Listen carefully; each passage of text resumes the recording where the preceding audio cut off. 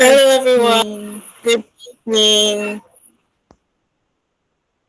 Can everyone hear me? Yes, I'm loud and clear. Good evening. Good evening, Sunday. I hope my background is not filtering in. I think the people around my area are having their Christmas celebration early, Oh boy. so it's really noisy. Yeah, so uh, It's not. It's not. they're having at it big time. How Uh-uh. are you, Sunday? How's your Saturday been?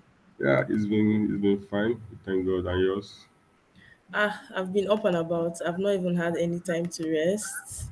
Oh. I think I need to do myself a favor and find some time to rest. Actually, the December is Decembering. Hey, I can understand. At least we are branch at the Christmas celebrating. Where they are celebrating the Christmas now. Ah, in fact, the update I want to give you, this is not the place and time for it. Oh, really? but yeah, I've been up and about. Yeah, Warrants, welcome everyone. Other people will join us as the call progresses. But because just for the sake of keeping to time, I think we should go ahead. And this meeting is being recorded, so whoever is not able to join us here can always refer back to the meeting on YouTube. So, Mr. Sunday, I don't want to be the one to introduce you. I want you to do the honors. You do a better job than I will. So, I just want you to do a brief introduction, what you do, why we are on this call, how long you've been at what you do. That's the climate and sustainability space. Just give us a brief overview. Okay. Yeah. Good evening, everyone. Can I put on my camera? Yeah, sure. Yeah, sure. Yeah. Good evening. Sunday Ojo by name. Technically because I was born on a Sunday morning, so that was why I was named Sunday. Ah, Um, I have a background that in makes geology. sense. I have a background in geology. I specialize in environmental geology, and from Yeah. there, I transitioned into sustainability and ESG space. And I've been in this space for more than 5 years, Well, if I'm not mistaken. Before transitioning into ESG and sustainability, climate change, I've participated in a lot of environmental and social impact assessment. As an environmentalist, that used to be the order of the day. Then participated in a lot of cutting across different states. I would say I visited more than two-thirds of the states in Nigeria, carrying out the environmental and social impact assessment for companies and even for government MDAs. MDAs. So So, so when I so when got I into got into an an ESG ESG space, space, I've also I've also participated in a lot of participated in reporting, what ranging from ESG and sustainability reporting for different companies for lending purposes and even for SMEs, the small and medium enterprise entrepreneur. I've also carried out some kind of capacity development as well as ESG training for them. And also I've developed ESG strategy for a lot of companies, so to say. So currently I work with Rich Flood International, which have their headquarters in Abuja here in Nigeria. I'm one of the sustainability and ESG consultants for the companies, and we do carry out ESG and sustainability. Stroke climate change now. Climate change is one of the most important aspects of ESG and sustainability, and sometimes we do climate change analysis differently. And also, before I stop, I'm also a GIS and remote sensing analyst. I'm also using well. GIS processing to solve different environmental problems. So let me just stop here. Don't let me talk too much. Thank you. Please talk too much. Oh, we need to know all of this stuff. Go ahead. If you need to add more to that, please go So ahead. yeah, let me just stop here. It's Ah, fine. Thank you. awesome, no problem. I like the fact that you said you're a geologist by training, because what I discovered is that the sustainability space is still quite new. So there are a lot of people coming in from different walks. We have environmentalists. I myself am an accountant by training. So I was brought into for sustainability reporting. Of course, the IFRS S1 and S2 that is mandating Exactly. companies to report on both their financial information and sustainability information, Yeah. right? So my Yeah. organization found a gap, found a space there, and said, okay, we need someone to advise on this. So you have no idea what sustainability is, so go for this training and come back and tell us how to do it. And this happened what last year. So it's still quite new, and people are coming in from different spaces. How did you know that this was something you wanted to do? Was it just okay? I'm a geologist. Let me just go ahead and be a sustainability consultant, or you've always like had this in mind? Okay, as an environmentalist that I started with, the order of the day then, like I said earlier, was the environmental and social impact assessment, ESIA, and but I discovered that along the line, there's a gap.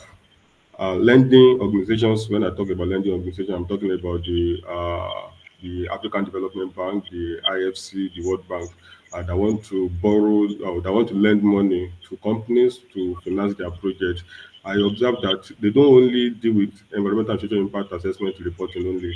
Now they are now coming up with, okay, you must have ESG strategy report if you want to start a project, and if you have started a project, you must also develop what we call the ESG or sustainability reporting.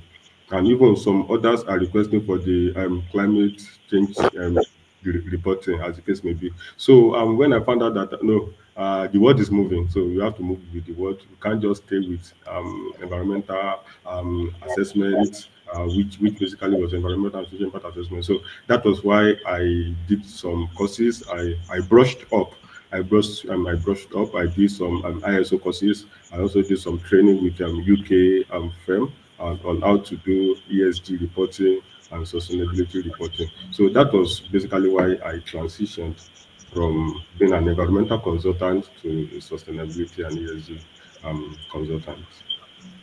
Awesome. I'm very curious actually. You mentioned a couple that you did certification in ISO. What ISOs exactly? So Yeah, that that was maybe there are some people on this call that would like to take some exams. Maybe you want to help us. okay. I am a lead auditor for ISO 14001, which is environmental management system.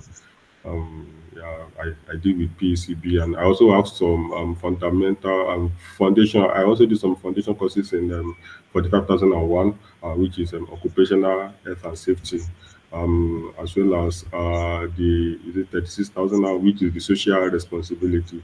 So basically, those are the ISO certifications that I have. Awesome. Well done. Oh, that's a lot of reading to have done. I'm rounding up my GRI certification and I know what I'm going to read in. I'm tired, So actually. really, I'm actually tired, and I'm even scared to take the exam because there's a lot of money. To have bought those courses was a lot of money. So I'm even scared to take the exams to sit for it. I'm like, what if I don't pass? What do I do next? So well done. All these thank you. certifications you're mentioning is a big deal. People that have taken it would know what I'm talking about. Sorry, I had to mute everyone. So you can unmute yourself if you want to speak so that the room is not rowdy. You mentioned something before we dive like properly into the crust of what we want to talk about today. You mentioned something about the world is moving, and that was one of the reasons you thought, okay, let me transition into this. Not just EIAs, but sustainability and climate reporting as a whole. In your opinion, do you think Africa and Nigeria is in the right place to move with the rest of the world when it comes to sustainability and climate change? Or should we be managing our crude oil issues and power issues? We don't have electricity. I don't know if you have electricity in your area, but we're dealing with energy poverty, as it were. Should we join the rest of the world to be talking about issues around climate change when we're still dealing with little matters like poverty, energy poverty, and all of that? I think you should unmute yourself. Your mic is muted. Yeah, I said I don't think we have a choice than to join the rest of the world in transitioning fully into the sustainability and ESG space because as especially the climate change issues because if you look at Africa as a continent, we are emitting little. Even we are emitting least out of all the continent, but we are the people that that the impact is affecting most. that the impact is affecting most. And you will see that that is why a lot of developed countries are contributing money. They are pledging money to the different African countries. So I don't think we have a choice. We just have to move if really we know that we want to make our atmosphere, so to say, our atmosphere clean, and then we want to reduce the impact of this climate change and then the ESG and sustainability risk. And if you look at the trend that we are going now, you see that we are really keen into what is happening in the rest of the world. Though we are not doing enough, but at least we have started, and then we are moving. It is not that it used to be last year or 2 years ago, 3 years ago. Yeah. So at least we are doing fine. We are doing fine. Thank you. That's an interesting response because Sunday, I've asked a lot of people this question. We've had conversations with different sustainability consultants for the big fours, for the big five, like all kinds of people. I've had this conversation with all kinds of people, and this is a different response from what I've gotten previously. Because some people have said, I don't think we're ripe yet to be having conversations around climate change when we've not settled little matters that concern us as a continent. But you've said something about how we may not be the biggest contributors, but we're the most affected, which is very significant because we don't have shock absorbers, for lack of a better word. We don't have shock absorbers in this part of the Exactly. world. So whatever is happening to us is magnified times 100, because how do you mitigate these issues, right? For example, recently I saw in the news about how I think I've forgotten the body now that was warning against flooding in 2024, that the flooding that is about to happen next year is going to be huge. And then I don't see anybody doing anything about mitigating or even, I don't know what the word is, to prepare us for that, right? So it's going to come like we weren't warned, and the impact is going to be great like we weren't warned, and everybody is just going. We're going to lose a lot. We're going to lose money, properties, businesses, and then it's almost like, weren't we warned? Are we not seeing these warnings? But like you said, we are the least prepared for this effect, and that's why it's important for Africa to join in the conversation. That's an interesting answer. I'm sure I'll refer to that in the future when I'm discussing with other people. So what do you think about? Do you want to add something to that? Do you want to add something to that before we go ahead? Okay, yeah. So one thing I would like to ask to that is that um, you will see, especially in Nigeria, you have a lot of bodies now that are coming up Mm-hmm. because they understand the effect. I did a post on LinkedIn I think 2 weeks ago, and I was saying that the most of the African countries, the people in the African countries, we are very familiar with flooding. We are very familiar with what is the desertification or drought in the north, and then erosion in the south, and some other issues. And we are not familiar with the climate change.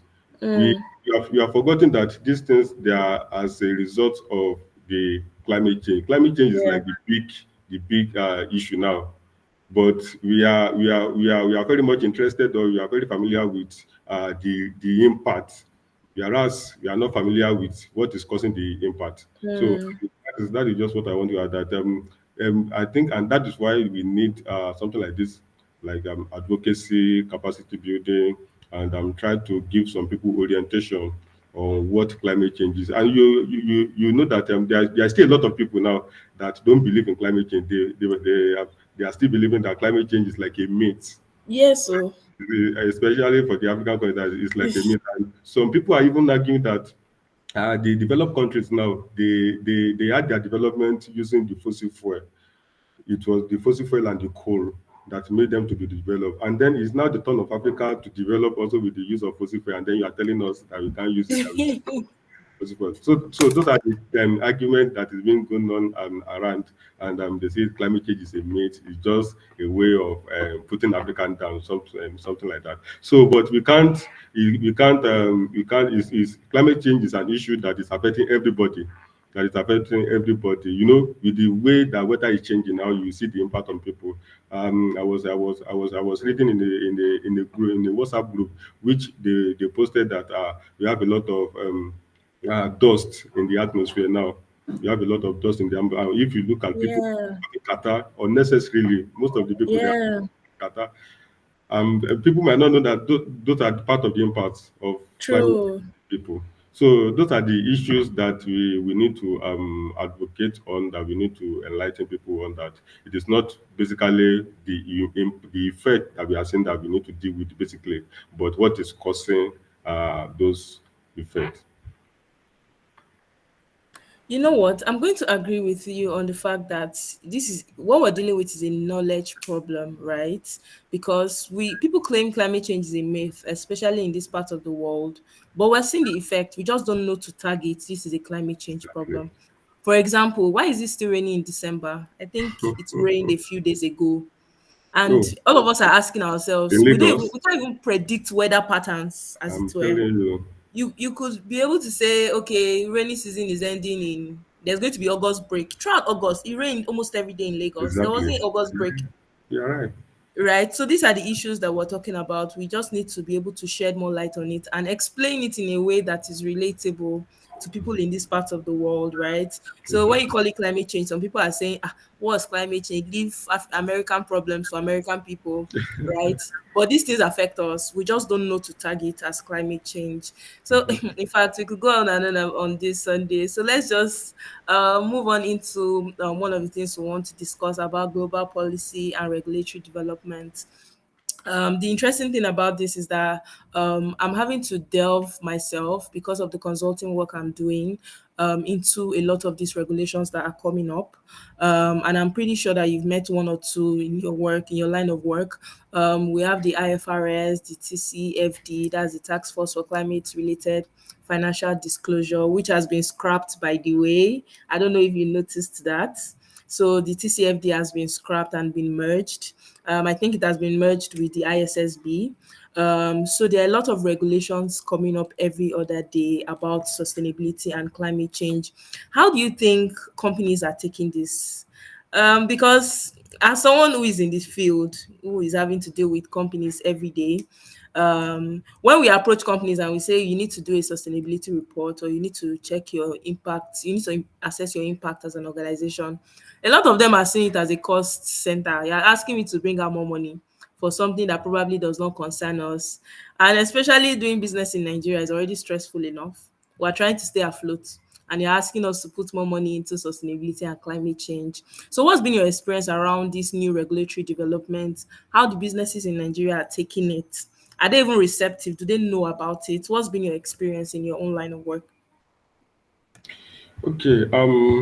I would say, in this part of the world, businesses don't really comply until maybe there is a kind of when the thing become mandatory, or maybe there is a kind True. of maybe they want to force them to do it, or maybe there's an effect on them. So most of the time, it's until when these regulatory frameworks, when they become mandatory, or when they want to access fund and they can't access, and they say, okay, go and bring your sustainability reporting. That is when they take these kind of things serious. So as a developing country, that is one of the challenges that we are having with business owners. But with the evolution of things now, I believe there are a lot of, okay. Let me give an instance. If you have Okay, let me give an example of a big company like Dangote Cement. Um, if they want to borrow money from maybe World Bank or IOC, and those lending organizations, they demand for their sustainability or ESG reporting. Part of their scope 3 that they need to report on boils down to their supplier. And then, so when the supplier now, let's say people that are supplying them gypsum, when they want to supply Dangote will tell them that you need to have these things because it is part of our reporting for us to assess fund. So True. that is when most companies now sit up that what is this, and then they call consultant like you to come and do some kind of consultation for them. So I will say as a developing country, we are not taking it serious yet unless the when it is being demanded when we want to take the next step. And also, in the banking sector now, there is a regulation by the CBN, which is the Nigeria Sustainable Banking Principles, which ensure that sustainability and ESG is integrated into their system. And one of the principles is that if they want to give money to clients, or if they want to give money to borrowers, they must ensure that those borrowers also have a sustainability or ESG strategy in place. So until it gets to that level, most company owners or most businesses doesn't want to waste their money, quote and unquote, now, because they see it as why must we do this? Why must we do due diligence when it is not mandatory or when we are not using it for something else? So that is just my experience. But I think we are waking up now. I serve in an advisory role with the venture capital, and all across, they want to grant, they want to give grants to SMEs all across Africa. And one of the things that they made sure was that I those for each of those SMEs that they want to give money to, they make sure that I give them what ESG is all about and how they can implement it in their business. So if you have such kind of venture capitals, such kind of lenders that are making it mandatory for people that they want to give loans to, or they want to they want to give grant to, I think it will go round. And as you have said, we are just coming up. Actually, we are just coming up, and then I think different companies are keying into it, and different investors, and you know that ESG is now an investors too.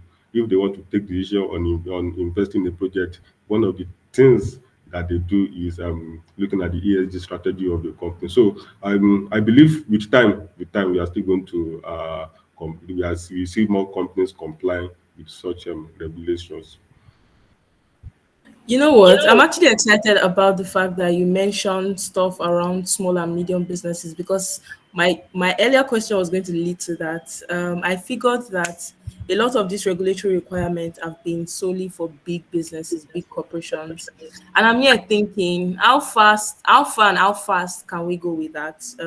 Because let's take Nigeria, which is supposed to be the giant of Africa, as our sample, right? A lot of our businesses are small and medium, Yeah. right? A lot of our businesses are small and medium, minus the Dangotes, the banks, and other financial institutions. A bulk of our corporate world is in small and medium businesses. And we're looking at ESG factors like sometimes we can get stuck on the environmental part of ESG, right? So there's the Yeah. social impact, and then there's the corporate governance, Governance, which I exactly. think is a huge part of what should be determinant for ESG compliance with a developing country. If you look at social impact and you look at corporate governance, we're talking about board composition, we're talking about gender diversity, we're talking about employee CEO pay ratio, all of these things. How are you treating your employees, right? Which is a common issue with small and medium businesses. Do they have Exactly. HMO? Are they well taken care of? Are they satisfied? Do you do your employee satisfaction survey, or do they have a voice? Can they form a union? Mm, All of these matters. exactly. I genuinely feel nobody is looking at it when it comes to small and medium businesses, especially for the medium businesses that may not necessarily be looking for funding from organizations like the IOCs, the World Banks. How do you think, in your opinion, because someone can refer to this video in the future, right? How do you think we can expand the net? Now that what we have is just regulatory requirement to access funding, that's the only way we see that companies can be forced to comply. But for small and medium businesses that are looking at ESG factors like social impact, corporate governance, and they also have an impact on the environment, how do you see that we can bring everyone into this compliance issue we're talking about? Okay. How I think we can bring everybody into this is that we should ensure that the business owners, the SMEs, they understand what ESG risk is all about. Most often they are always they are always after the financial risk, but most of them, they don't know the what the ESG risk is all about. And when we are talking about the ESG risk, you can, and even the opportunities, the ESG risk and opportunities. When I was doing my training, one of the things that was emphasized on was that if you are doing ESG and then you are not making profit, you are not doing it right. So basically, as SMEs, if you are practicing, if you are integrating sustainability factors or ESG factors into your business, you must make more profit, because there are a lot of opportunities that you will see. For instance, maybe in the aspect of waste management, you're able to see opportunities that you don't have to discard every waste. There's a way in which you can recycle. There's a way in which you can just give it to people that you can sell it out, and then you can make money from there. So I think that is just what I think the where we need to let them see how ESG and sustainability is very, very much important to their business. Let's make them to see the risk, that if you are not doing something right, this is what will go wrong. And then let's make them to see the opportunities that are associated with carrying out the ESG and sustainability. And I think with time, if they are able to see it, if they are able to come, and then see that, okay, if we do this, of course, we are going to make more profit, because business owner, they're always after profit. Due diligence most of the time is not their concern. So how do you make more profit? So if you're able to integrate and then let them see that if you do practice ESG, if you embrace the opportunities, and if you are able to mitigate the risk, you make more profit. I think we'll be able to have more people complying. You can't see me, Sha, but I'm jumping inside me because this conversation I've been having it with myself in my head. How can we include small and medium businesses, right? And it has been a big consideration for me. Like, what do we do? But now that you say this, it's almost like a breakthrough in my head for me, because for small and medium businesses, what we can do is emphasize the opportunities in ESG to them.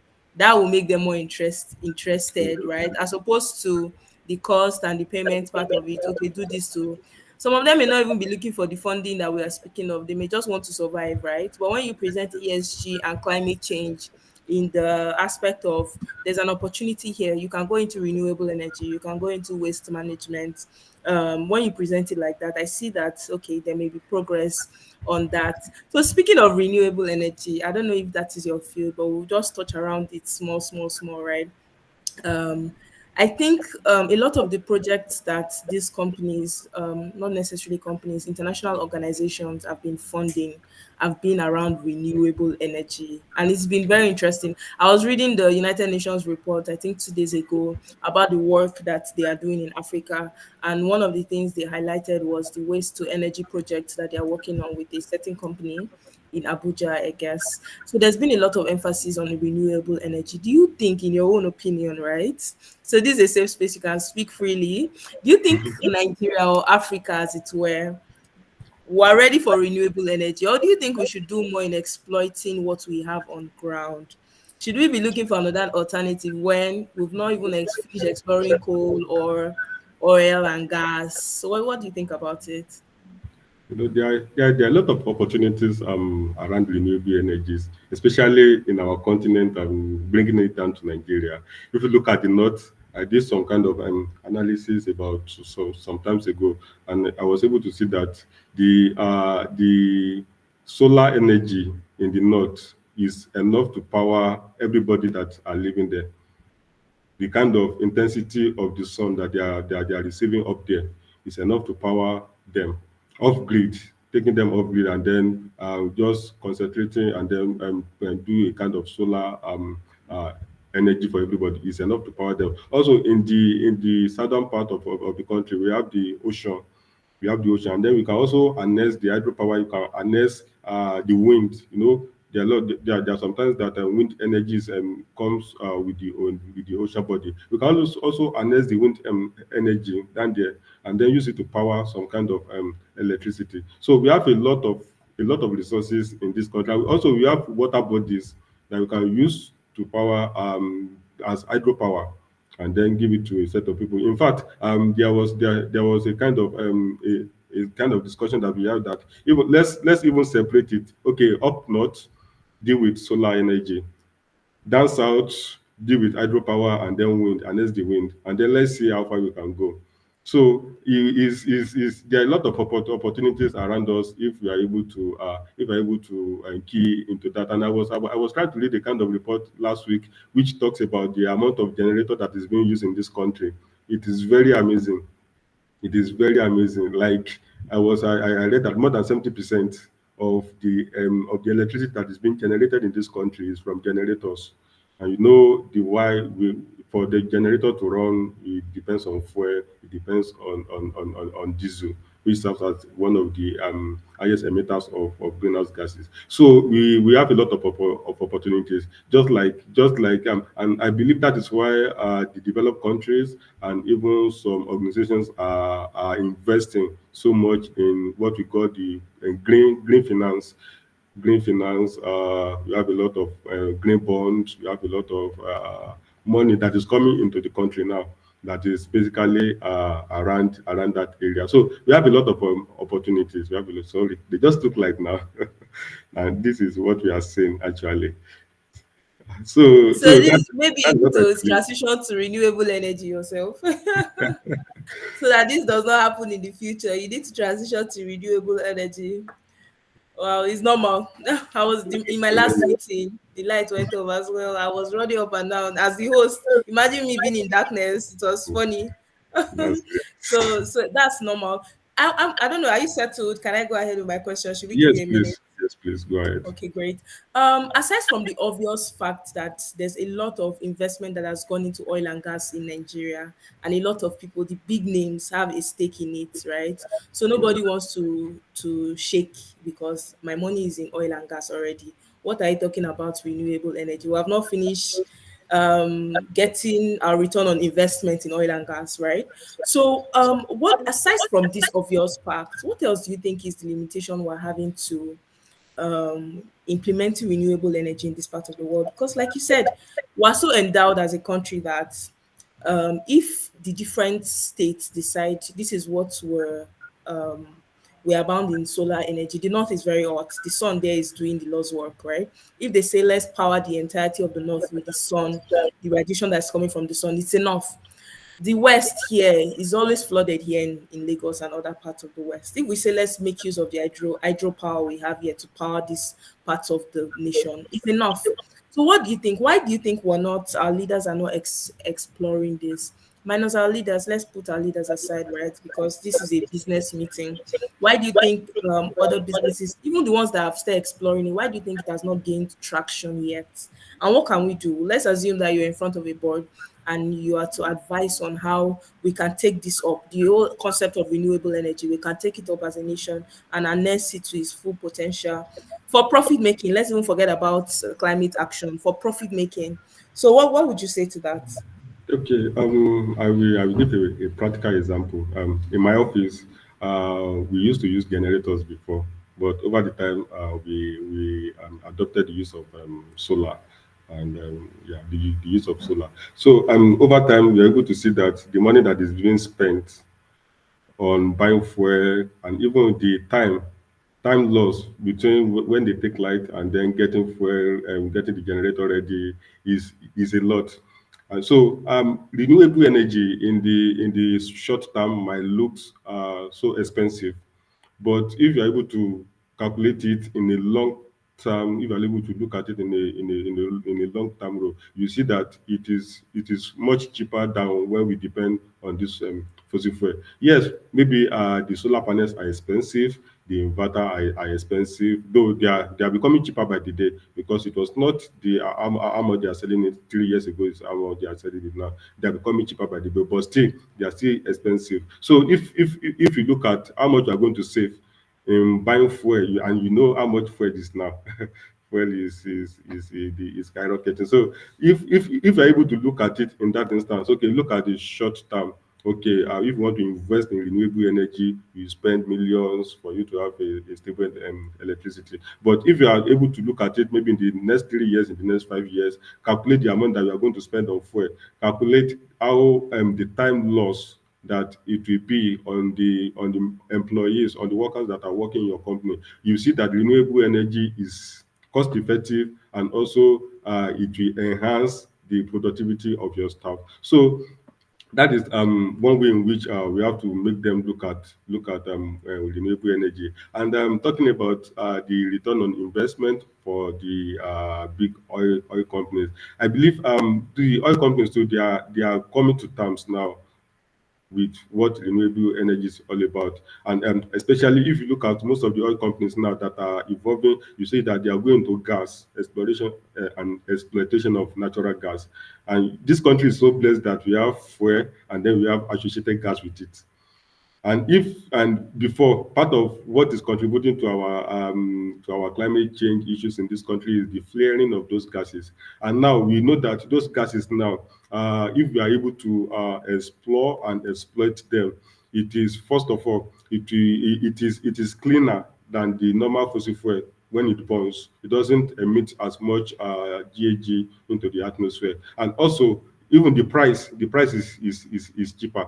So so you see that those companies now, they are now seeing the reality. And I believe with the kind of regulatory framework that is coming up now, we have the Climate Change Act now, that starting from next year, you see the kind of things that act will change in the course of this country. So I believe if you're able to let them see what is in gas, I'm talking about the big companies now. If you're able to let them see what is in gas, and as compared to what the fossil fuel and the diesel, what they emit, I believe it will also have a long way in solving most of the issues that we are having around climate change and GHG emission. Thank you. That's a robust response. You mentioned something about the price of fuel. I think sometime this year, as fuel prices were skyrocketing, the only thing that was going through my mind was that everything is adding up for us to transition by force, right? As it were Exactly. now. The other day I was thinking about it. What would it cost for me to get an electric vehicle? Although the issue of charging it is going to be the problem, right? But when I sat down to calculate how much I had spent on fuel this year alone, just from when election, after election period, and when the subsidy was removed, when I sat down to do the math, I was having a headache. I was having a, Imagine. in fact, the whole of that day, I was just thinking, did I come to this world to buy fuel? Was I born to buy fuel? Right, so like everything is pointing to the fact that we need to transition, right? So aside from the fact that we're thinking about the practicality of having electric vehicles in an energy poor company, before your car will stop somewhere, you can't recharge it now. So those are the little things that we're thinking about, and I hope business people are trying to explore that problem area and how to solve it, because right now, if electric vehicles become affordable, I know a lot of people will jump on it, right? Because Exactly. the price of fuel right now is not funny. And Mm. it doesn't even look like it's capping here. It looks like the is it may wake up and just jump again. Like our mind can't even settle down. Our mind is just flying up and down. Just as an aside, you mentioned something about the Climate Change Act. I don't know, there are a lot of people on this call that may not know what that is. Do you want to just give us like a brief review of the Climate Change Act? You don't need to go deep into it. Just give us like, what's the Climate Change Act? What does that mean for small businesses? What does that mean for corporations? What does that mean for you and I that are on this call? Okay, Climate Change Act is the law that was signed, that was enacted by the former President Muhammadu Buhari, and it revolves around how to ensure that the mitigation and the adaptation to climate change is very effective in this country. And we have a lot of things that are embedded in that act, a lot of things. Very soon now, we are going to see carbon market come into place in Nigeria. We are going to see a lot of companies that must, we are talking about as a developing countries. We don't usually take things seriously until it is a must, and it is mandatory. So we are going to see a lot of things that will be implemented in that climate change. So it is basically a law that was being put in place by the National Assembly to ensure that the climate change mitigation and adaptation plans is very effective across the country. And it is very amazing to it is good to let you know that Nigeria is one of the few countries in Africa. In fact, the last time I checked, Nigeria is the only country in Africa that has that climate change act in place as at the last time I checked, and it is an act that gives power to the new NCCC, the National Council for Climate Change, now that is under the Federal Ministry of Environment, to do some adjustments, some implementations to ensure that businesses and companies they comply.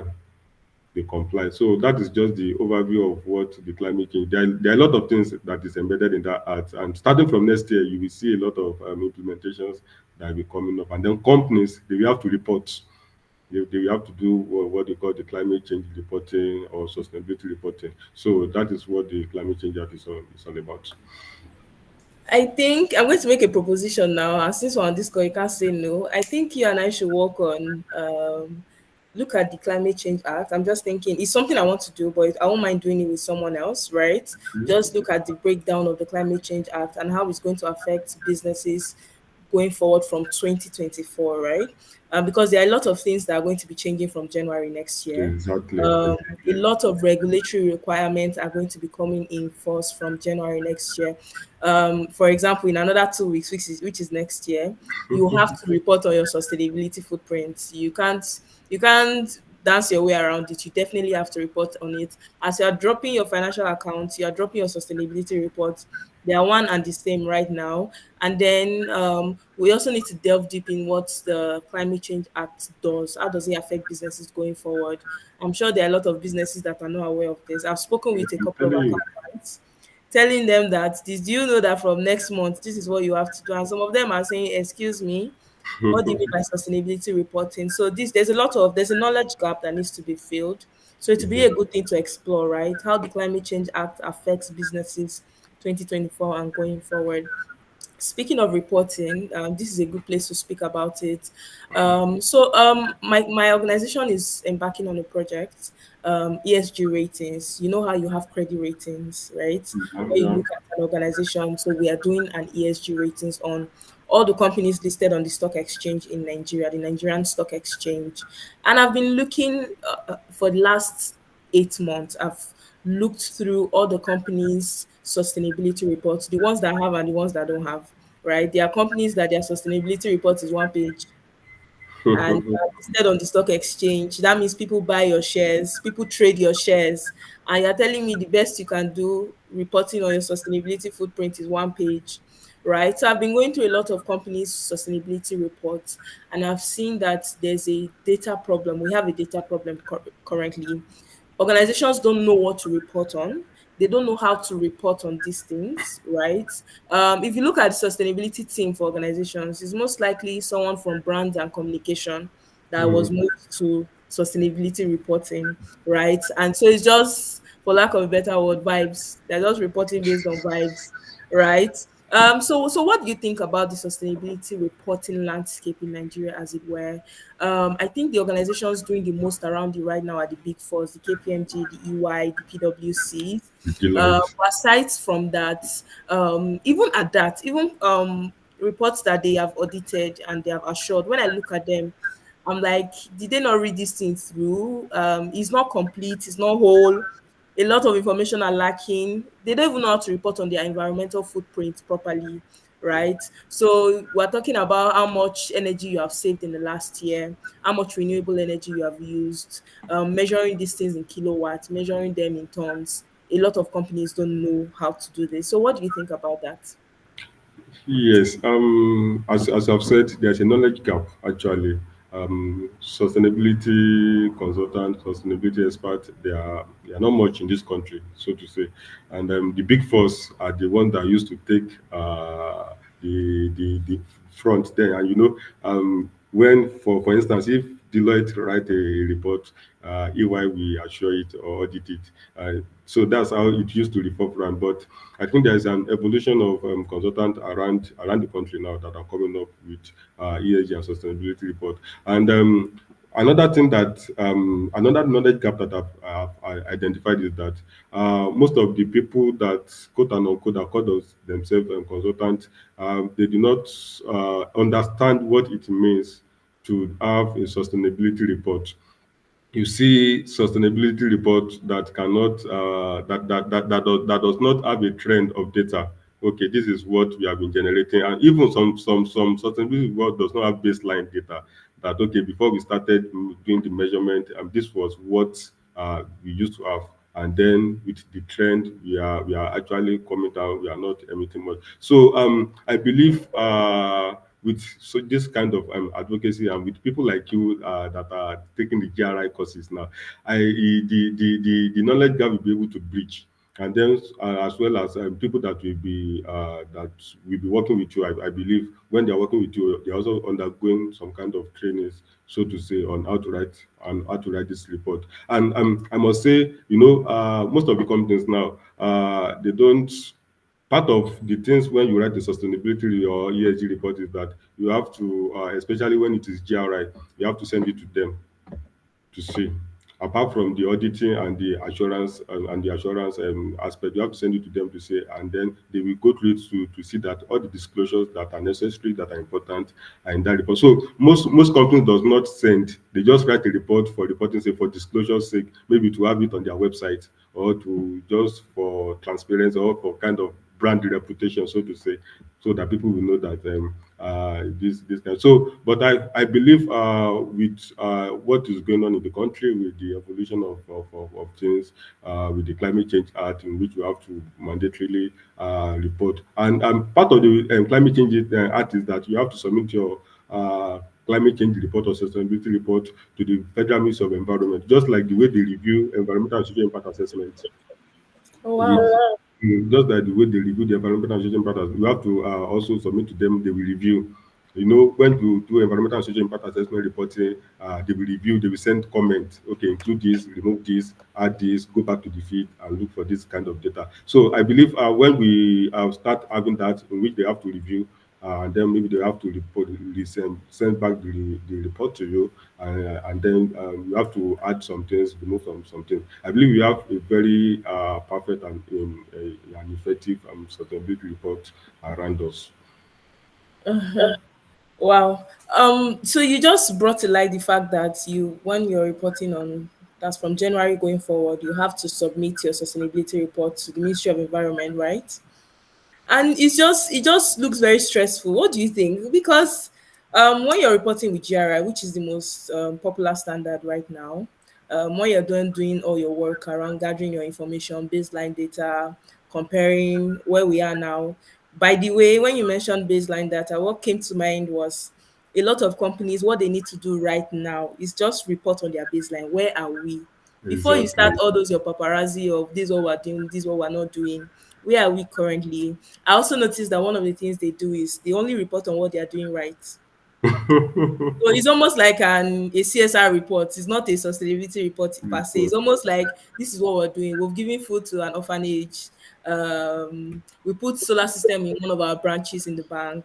And by the way, there may be 100 plus branches, but you have put solar system in one branch. So this is what we've done.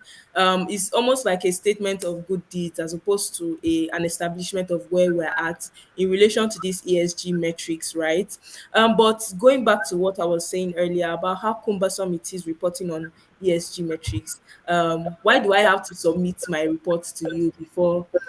For example, GRI is the most popular framework we're using across the world right now. When I'm done writing my GRI reports, pass it through management, they approve. I have to send it to GRI for GRI to approve before I can publish it. It just seems very cumbersome. What do you think about that? Yeah, it's actually a way of ensuring that what you are reporting is the right thing. There are some people that they've not gathered data. They'll just sit down in their office and then dump data, dump GAG data, dump a socioeconomic data as the case may be. They will not go to the field. So it's good matter just to ensure that the right thing is being done. The right thing is being done. And also, I'm according to GRI, there are some things that you need to report, like If basically you are adopting the GRS standard, okay, when it comes to environmental aspect, this is what you have to report on the climate change, on the waste management, on the water efficiency. So for you to have the right report, it has to be rigorous, quote and unquote. Now, it doesn't have to be rigorous if you put the right if you put the right strategy in place. You know, some people, some companies, it is when it is September that they will start looking for the data that they are supposed to have gotten since January. What did you emit in January? What is the amount of water that we use in January? So, but if the right strategy is being put in place weekly, you have your data. Monthly, you have your data. Not when you are about drafting or scripting the report, you now started looking for data which does not exist. So that is what so that is why I think the process is rigorous, quote and unquote, so that we make sure that what is being reported is the right data, not a dubbed or a data that does not exist anywhere. Speaking of data, what do you think we can? I think there's a knowledge gap. It still boils down to a knowledge gap. We keep going around the fact that there's a knowledge gap, right?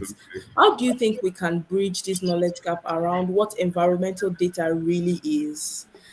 Because for example, a company that we're speaking with, we're asking them, we're trying to establish baseline data. We're asking them how much waste that they've generated in the last 6 months. And they were like, how are we supposed to measure waste? What kind of waste exactly are you speaking about? I don't know, how do we bridge this knowledge gap, especially around getting data? You start to talk about it, about how we should start gathering data from the get-go as opposed to waiting till a certain point, then you start doing fire brigade. So how else can we help with this matter? How else can we? Okay, I believe one of the things that companies need to do is to have a sustainability expert as part of their company system. Because if there is somebody that is in charge of that, okay, that is basically what his or our work will be. Okay, every week we measure the kind of waste that is being generated, what is the amount of water that we used, what is the amount of electricity that we used over the. So it's just having someone who is an expert, who has the knowledge about that thing in place in a company.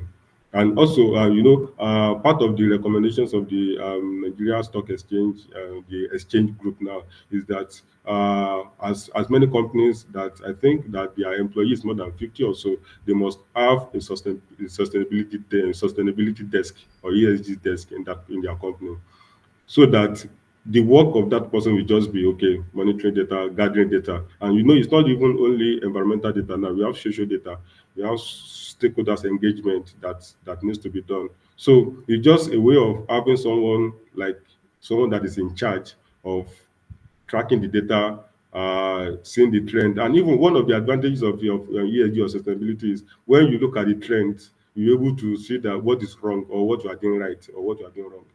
So that is one of the important. So it's just to have someone that is an expert in your team or in the company that takes care of the data that is being generated by the company. Yeah, you just gave me an idea on something I've been planning to do. I've written it down. I'm going to go and write a pitch. Don't worry. Let me know. Let me not expose myself here.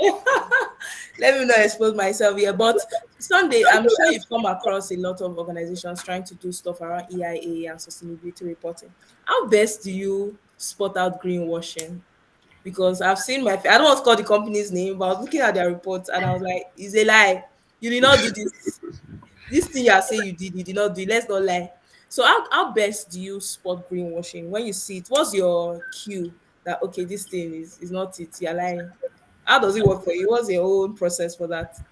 Okay, like I've said, if you have been in the field for a long of time and if you follow some companies, you know that basically what they are reporting is a lie. So if it's just based on experience on what you know that is happening around, and it's, okay, this is basically a greenwashing issue. So it just is based on experience so far. Like if you have been in the field and then know what is happening, you see that for this kind of company, this kind of data that they report, it cannot be. It's just a way of sugarcoating, or so to say. But as an expert, it rings bell basically, because as I've said earlier, sustainability and ESG reporting does not mean that you report to the positive aspect of your company. Is that you disclose what you are doing right and what you are doing wrong. But without what you are doing wrong, you have to show that you are doing something about it to make it better. So that is basically what ESG and sustainability reporting is all about. Okay, you are reporting what you are doing right, fine, but that thing that you are doing wrong, how what is it that you are doing just to make it better in the following year? So that is the response that I will just give to the issue about greenwashing.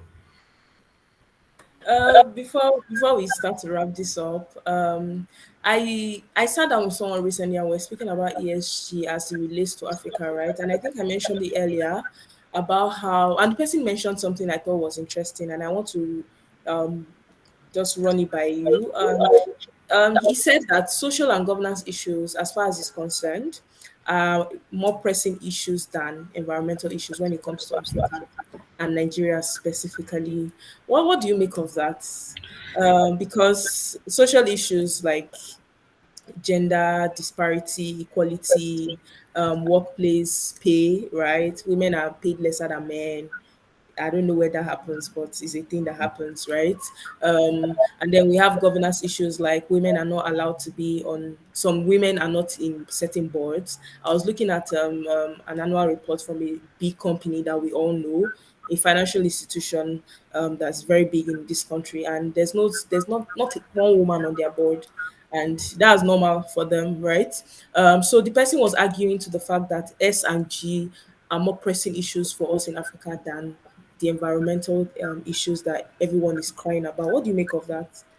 Yes, most of the people they were very familiar with the environmental aspects. We have been doing EIA for a very long time, so we know how to gather data that concerns the environment. But when it comes to this social and governance issue, is a kind of is new to us, so to say, because before you just gather people that are in the board. It doesn't matter whether you are a woman or woman, or you come from this part of the company, this part of the country, inclusion, equity. So those kind of things. So I will also support what that person is saying, that social and governance issue. And you know that even most of the issues around this their governance issue, because if the governance aspect is being taken care of, it also boils down to the social and the environmental part.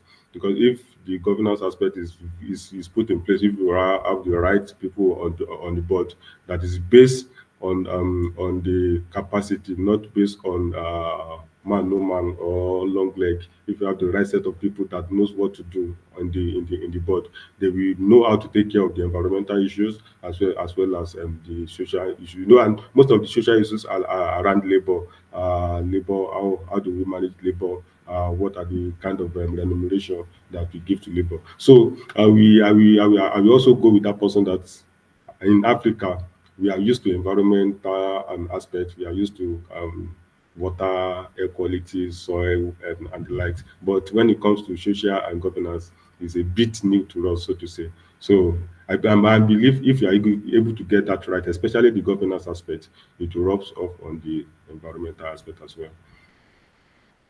I agree with you on that. Just by way of wrapping this up, what's been your high points as regards sustainability and climate change for you for the entirety of 2023? So yesterday, while I was thinking about this meeting, I was just soliloquizing about what's been my high point as regards to climate change. You know, when you're in the space, especially if you didn't come into it for paparazzi, you're actually passionate about the climate change and sustainability space. A lot has happened this year. In fact, too many things have happened this year. So what's been your high point? What's been the highlight for you as regards sustainability that has happened this year, and then you were like, wow, this is a big game changer? Okay, I would say what the highlight for me is what Nigeria was able to achieve during the COP28, and in which the president gave directive to the people in the NCCC and National Council for Climate Change on making sure that the carbon market is implemented. I think right there the committee was set up that was headed by I think the man in charge of FIRS, Mr. Zakios, Dr. Zakios Adedeji, and the NCC director. So I think that was the highlight for me. That right there, COP 28, that thing was implemented, and also the as part of what the president said during that time was the rolling out of, I think, 100 electric buses. That was massive, but we don't know how fast or how soon the implementation will be. But knowing that at least Nigeria is able to come in terms with that particular strategy, it is the high point for you, is the highlight for me for this year when it comes to sustainability and climate change space. Wow. Do you know, funny enough, I didn't know about this, and I've been following the COP 28 matters, but I didn't know that this was done during COP 28. I think that would be a big game changer because by the time people are able to tie profit to ESG and climate change, there's incentive to do more, right? And that's what Exactly. the carbon market does for us. It's opening a marketplace where I can put my money into sustainability and climate change matters because it's profitable for me, not necessarily because it helps the environment, right? It makes Yeah. money for me. So if that incentive is in place, a lot more people will be more interested in putting their money where their mouth is. Some people don't even need to understand what climate change is. As long as there's going to be return for it, I'm going to put my Exactly. money there. So what do you think the role of technology is in balancing these things, especially for this part of the world where we're catching up with the rest of the world when it comes to technology? What areas are you seeing that we can explore when it comes to technology and sustainability and climate change? In this era now, we cannot do without technology. And if you look at the kind of innovations that is being coming up around renewable energy and technology, you know that at least we have a good future in place, especially when it comes to the issue of electric vehicles. Electric vehicles is now, I think, the Lagos people have it now. I think few people in Lagos now are riding on the electric vehicles, and we have some universities that are rolling out that kind of thing. So we cannot rule out the role of technology when it comes to climate change and also sustainability, because it will be the enhancer. It will be like a catalyst, because human effort is limited. But when we have technology in place that can catalyze or that can enhance what humans can do, of course, we will have a cleaner environment. And also when it comes to human, the more you do, the more emission that is being generated. For instance, which of these cement companies in around Edo or between Kogi and Edo, they have a conveyor belt. Instead of transporting the limestone, there's a kind of distance between where the limestone is, where the limestone is being mined, to where the factory is. So instead of wasting fuel, wasting manpower, wasting the truck that will transfer the limestone from where it is being mined to where the factory is, there's a conveyor belt that just transport that limestone to where the factory is. So that's the kind of technology that we are talking about that can help to reduce the kind of issues that we are having. So we cannot rule out the place of technology in ensuring that we have a cleaner and then we have a sustainable environment. That's actually smart. I think you're talking about the cement company, either Bua. Yeah, I think because it's yeah, between Kogi and Edo State. yeah. There's a cement factory somewhere there. Yes, in Okwila, I guess. Exactly. Yeah. Similar. Yeah, yeah. Let's. This is going to be the last question before I leave the floor. In case you have any other thing you want to add to this conversation. Let's say you were advising your sister, who is a sustainability consultant, about what you think areas to leverage in sustainability um, space. What do you think the hot areas are going to be going forward, and where should we go and pack our tent and stay there, because that's where it's going to be happening, right? So what do you think about that? What do you think is going to be the high point for sustainability consultant as a whole, like as a body of consultant? What do you think the high point is going to be going forward? Okay. I think where the point is going to be is around carbon. climate issues, especially when it comes to modeling. We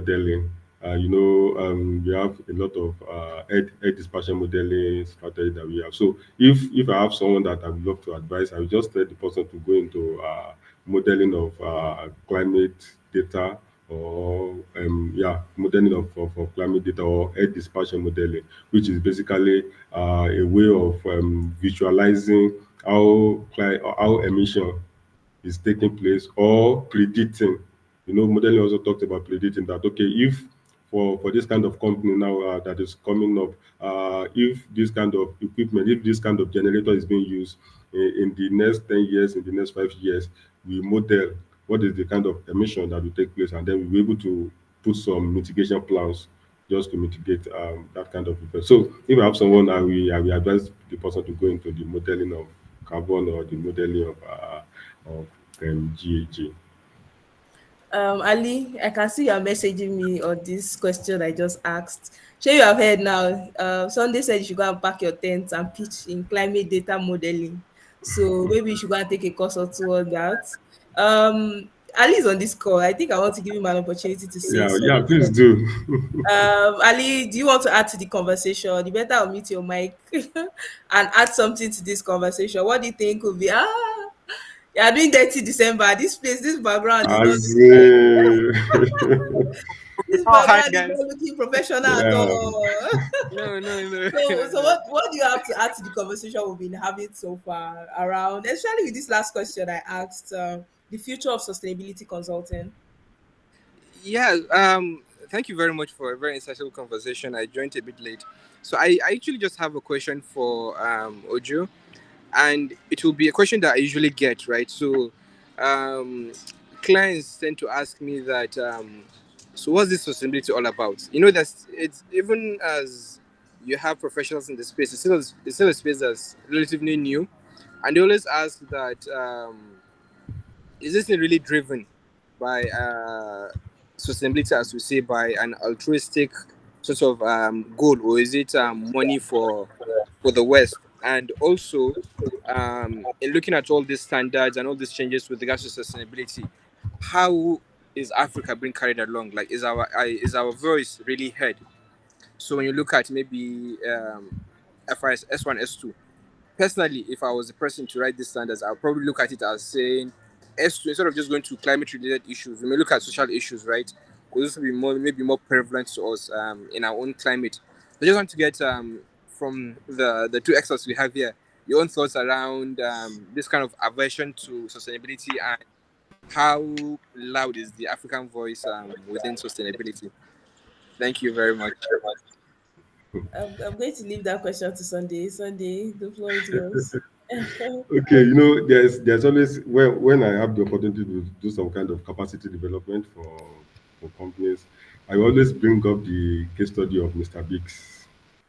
Mr. Biggs then, in the early 2000s, used to be one of the best restaurants all around the country. Everywhere around the country, we have Mr. Biggs. But where is Mr. Biggs now? Because a lot of issues are being there, when they are trying to let their company, let their restaurant out to some people, some kind of issues. So what happened was that they neglect the aspect of sustainability. They were focusing on making profit, but neglect the aspect of ESG and sustainability issue. So that is, and just to respond to the first aspect of Ali's question, that what is this sustainability is all about. So if you are just able to bring up that kind of case studies, we have a lot of issues around sustainability and ESG that made them to fold up, basically. So to the second part, which is talking about, is Africans' voices, our voices being heard all over the world. I'm telling you, it is. And if you follow the COP very well, you see that a lot of pledges have been made to Africa. A lot of voices have been led, especially when it comes to. I will always give kudos to the president of African Development Bank, Dr. Akinwumi Adesina. He's always very vocal when it comes to the issue of climate change and sustainability around Africa. So our voices are being heard all around the world. And there's also a kind of issues that is being developed now, especially in the Democratic Republic of Congo. They said that country is the country that has the highest amount of things that are being used for renewable energy that are being Yeah, used lithium. exactly lithium and likes. And also, what the people that are being used to mine that with their children, labor issues. And then when the Western people come, they bastardize the environment, so to say. So, and then we have a lot of people now that are coming up to lend their voices to advocate for a better working environment for people in that particular country. So our voices are being heard. Our voices are being heard all around. And also, if you look at the climate summit, the African climate summit that was held in September, you will see a lot of, even the I think the representative of the United Nations was present. The representative of the president of US was present there, and in which they have a lot of discussions around climate when it concerns Africa, about sustainability and ESG. So I would say the African voices is being heard all over the world when it comes to this issue. We are not left alone, actually. It's interesting that you mentioned. I really hope Ali followed your response there. It's interesting that you mentioned Congo, and I like that question. How is Africa being carried along? The way I see it, because when I was reaching out to you, right, one of the things I mentioned was the fact that a lot of these resources are in Africa. The resources Exactly. required to transition to renewables are in Africa, and then there's been a lot of tussle on. It's almost like a case of selling your birthright, right? Mhm. Um, and in my own estimation, don't quote me anywhere, but I feel like if we don't get a good grasp of what climate change and sustainability means for the African people, especially as regards the fact that all the resources are in our care, we may lose our ability to leverage on the fact that we're the owners of these things, so we can call our price. This is our price. This is as far as we're willing to let go of, and this is what we want to return, right? So leverage may mean that, oh, we're in a lot of debt. Please cancel this amount of debt if you want to mine this amount of resources from our country. Yes, Exactly. you can bargain. The bargaining chip Telling you. is with us. So I really hope that the people up there are not taking climate change as a means of just getting money from international organizations. But we're looking at how we can leverage our position as people with the resources to say, okay, this is how we can fight for our collective good, right? Not just that of I was speaking with someone recently about the Industrial Revolution and how I feel like Africa has skipped the third industrial revolution and we're running into the fourth industrial revolution. Um, I feel like if we don't get on top of this climate change issue, we'll just be used as a pawn, and not because the developed world want to use us, but because we don't have enough knowledge to bargain. Exactly.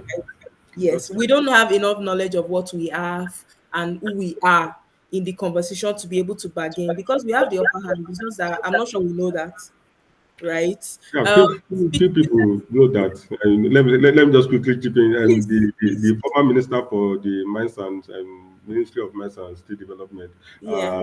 yeah, architect Olamide. So when there was a time that Elon Musk wanted to be mining the lithium in Nigeria, but the condition that he gave to him was that you must come and establish your company here, not that you take our resources and then take it out there.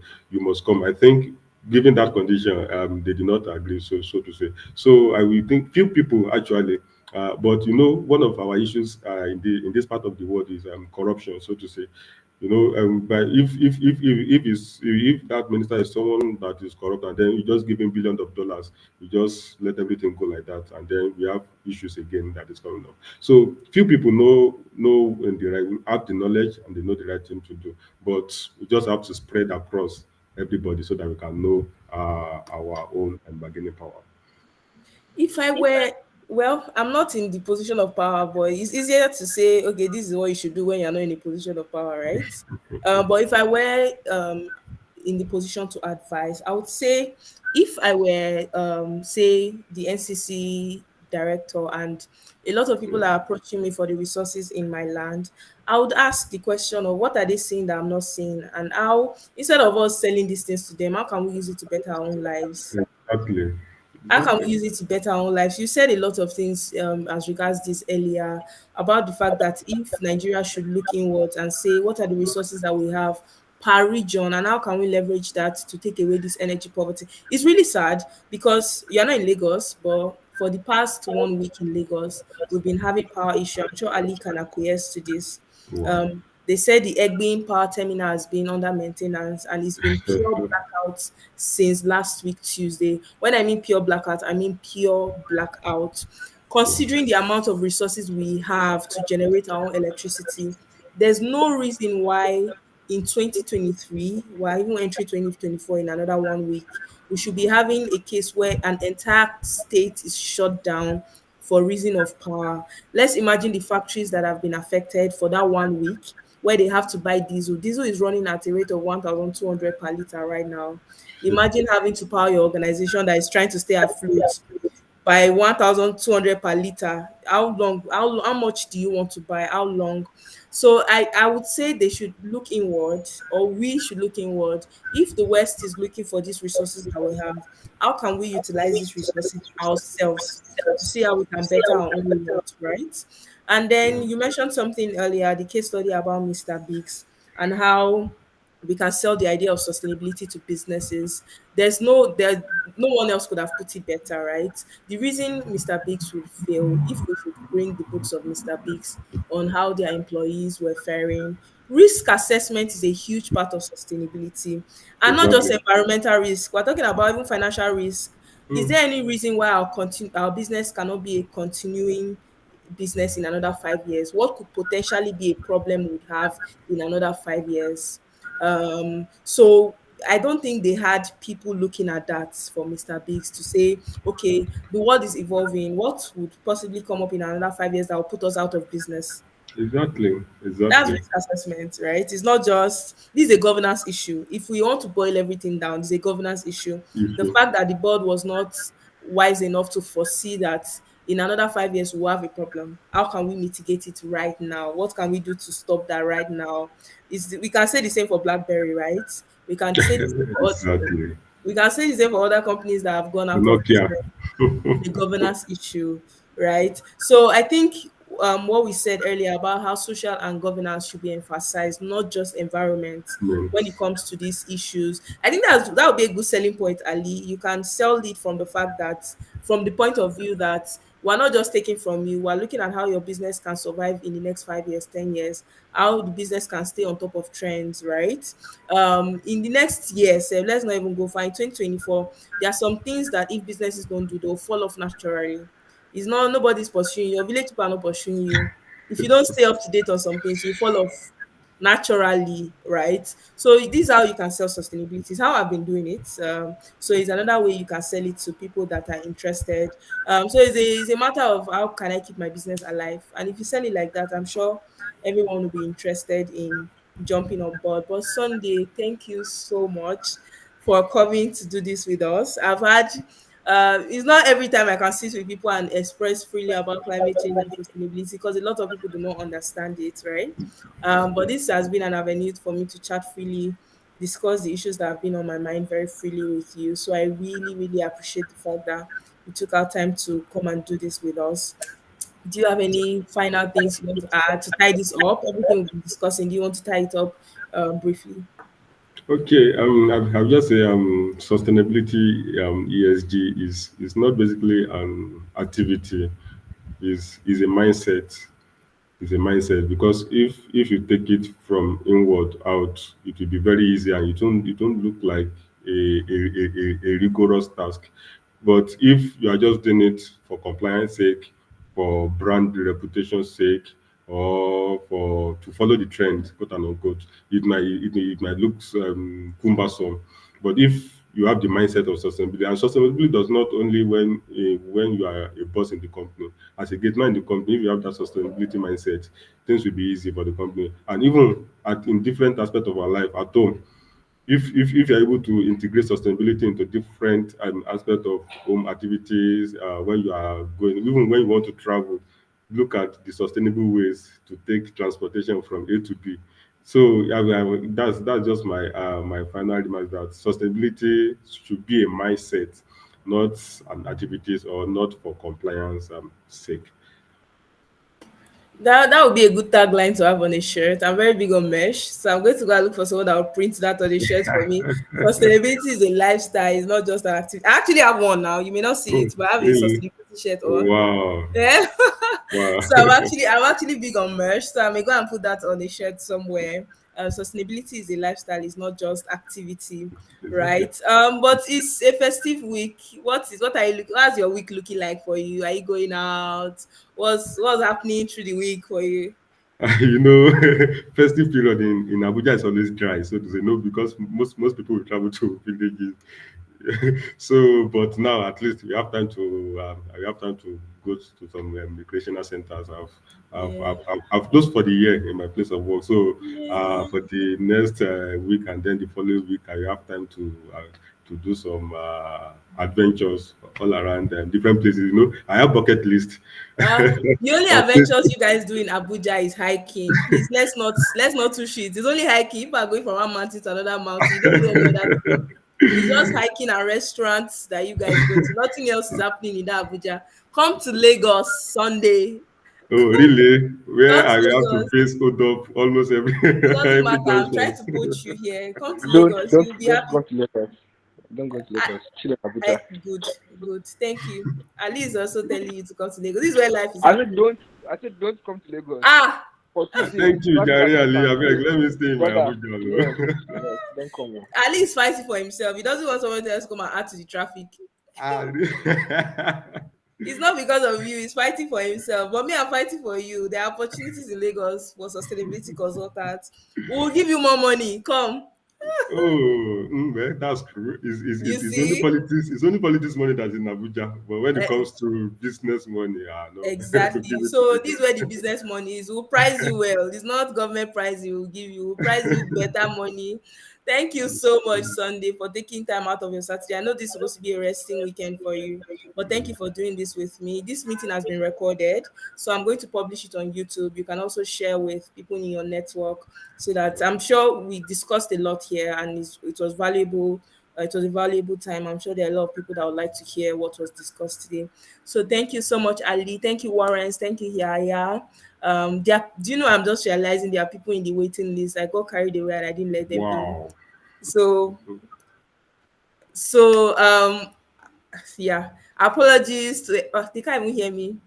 When we publish it, they will hear everything that was So discussed. But next thank you, time you everyone. also do a risk analysis and see is your model of people, letting people in sustainable, or do you get somebody else to do it? There's not limit like this now. I have another case study. I said there's one Agatha.